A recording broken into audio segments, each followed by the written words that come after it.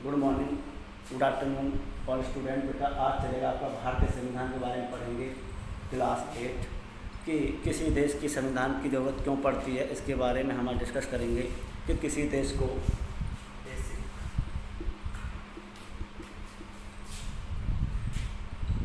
संविधान ज़रूरत क्यों पड़ती है, इसके बारे में डिस्कस करेंगे। देखिए, आज दुनिया के ज़्यादातर देशों के पास अपना संविधान है। आमतौर पर सभी लोकतांत्रिक देशों के बारे में उम्मीद की जा सकती है कि उनके पास संविधान जरूर होगा, लेकिन इसके मतलब ये नहीं है कि जिन देशों के पास अपने संविधान होते हुए सभी लोकतांत्रिक देश ही होंगे। ये नहीं है कि किसी भी देश सभी के पास संविधान है क्या वो देश लोकतांत्रिक होंगे, ये भी ज़रूरी नहीं है। संविधान कई उद्देश्य की पूर्ति करता है।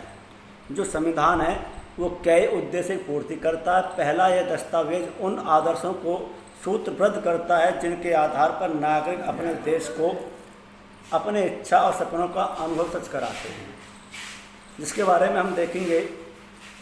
वे सभी लोकतांत्रिक देश ही होंगे। संविधान सभी उद्देश्यों की पूर्ति करता है। पहला, हम दस्तावेज उन आदर्शों को सूत्रबद्ध करते हैं जिनका आधार जो नागरिक अपने देश को अपनी इच्छा और सपनों का अनुसार रख सकते हैं। ऐसा नहीं है कि आज मोस्टली विश्व के जो सभी देश हैं वो एक सभी संविधान रखते हैं, और संविधान के अंदर लोकतांत्रिक ये नहीं है कि वो जो जिन देशों में डेमोक्रेटिक गवर्नमेंट है, लोकतांत्रिक जो सरकार हैं, वो क्या सभी सही मायने में चल पा रही हैं, ऐसा कोई जरूरी आवश्यक नहीं है। जैसे कि हम लेते हैं इंडिया है। इंडिया का एक हमारा डेमोक्रेटिक कंट्री है, एक हमारा लोकतांत्रिक देश है, जहाँ पर हम सभी सपनों की इच्छाएं रखते हैं। सभी नागरिक वहाँ के सपनों को बनाकर रखते हैं। यानी संविधान की बात आता है कि हमारे संविधान का मूलभूत स्वरूप क्या हो। देश के भीतर आमतौर पर कई समुदाय रहते हैं, उनके बीच कई बातें समान होती हैं, लेकिन ज़रूरी भी नहीं है कि वो सारे मुद्दों पर एक दूसरे को सहमत हों। संविधान नियमों का एक ऐसा समूह होता है जिसके एक देश के सभी लोग अपने देश को चलाने की पद्धति के रूप में अपना सकते हैं। इसके जरिए वो केवल अपने तय करते हैं सरकार किस तरह की होगी, बल्कि उन आदर्शों पर भी समझ विकसित करते हैं जिनकी हमेशा पूरे देश की रक्षा की जानी चाहिए।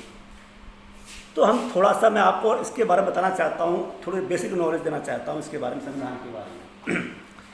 1934 में भारतीय राष्ट्रीय कांग्रेस ने 1934 में भारतीय राष्ट्रीय कांग्रेस ने संविधान सभा गठन की मांग को पहली बार अपना अधिकृत नीति से शामिल किया।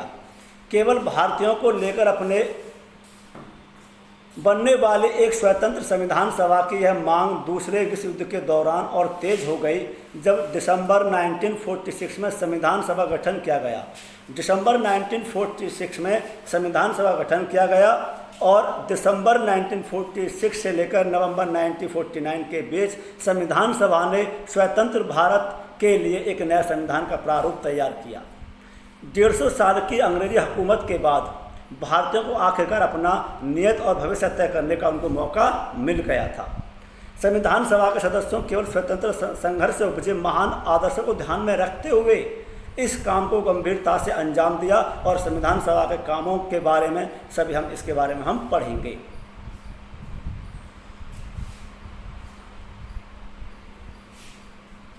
इन बातों का मतलब क्या हो सकता है, यह समझने के लिए आइए दो बिल्कुल अलग अलग हम सिचुएशन पर बात करेंगे। दोनों घटनाएं भारत के उत्तरी सीमा पर स्थित नेपाल के ताज़ा ऐतिहासिक घटना हैं। समाचार पत्रों के माध्यम से हम ऊपर देखेंगे कि नेपाल के लोगों ने हाल में एक अंतरिम संविधान को मंजूरी दी है। सवाल ये उठता है कि जब नेपाल में पहले से ही संविधान था तो उसे नए संविधान की ज़रूरत क्यों पड़ी। जब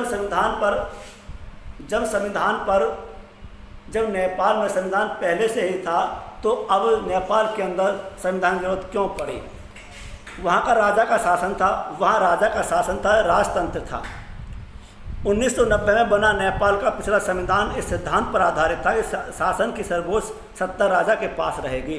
जो 1990 में जो नेपाल का जो संविधान था वो इस बात पर आधारित था कि इसका पूरा जो सर्वोच्च कमांडर होगा, जो सर्वोच्च जो सत्ता राजा के पास जो सर्वोच्च सत्ता रहेगी राजा के पास रहेगी। ये था तो 1990 जो संविधान बना था। नेपाल के लोग कई दशकों में लोकतंत्र की स्थापना के लिए जन आंदोलन करते चल रहे थे।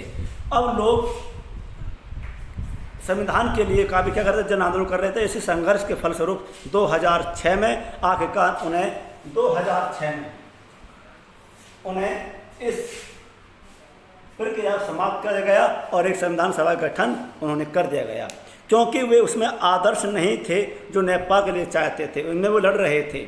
जिस तरह फुटबॉल के खेल में नियम बदलते ही खेल बदल जाता है, उसी प्रकार नेपाल को भी राजतंत्र की जगह लोकतांत्रिक शासन व्यवस्था पर चलने के कारण सारे नियम बदलने होंगे ताकि एक नए समाज की हम रचना कर सकें।